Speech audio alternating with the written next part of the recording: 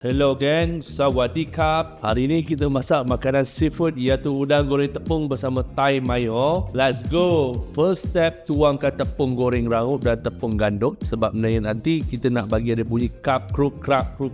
Lepas tu bubuh bunga ke atas slice, bubuh pula serai chop dan kacaukan sekali dalam pan tu bagi bau dia naik. Dan kita letakkan paste tom yum paste my pranum, campurkan sekali dalam pan. Kemudian kita slicekan tomato cherry halus-halus dan kita masukkan satu botol mayo. Bak mayonis ni saya suggest kita pakai cube pie. Masukkan sos Thai, daun limau purut, serbuk lada hitam. Balik kepada tepung tadi, korang masukkan serbuk kajun ataupun chili spice. Okey, berbalik kepada sos tadi pula, kita masukkan sedikit mustard dan pecahkan 5 biji telur untuk celupkan udang dengan tepung dan kita goreng. Yang ni korang nak goreng kena ada step by step tau, jangan rushing. Lepas dah celup udang tu, kita gorengkan dia tapi jangan lama sangat, risau overcook garam habis. Dan dah siap goreng tu, kita terus salutkan sos Thai kita buat tadi. Make sure semua bahagian mesti kena. Siap dah kita punya udang goreng tepung bersama Thai mayo. Senang je nak masak menu ni.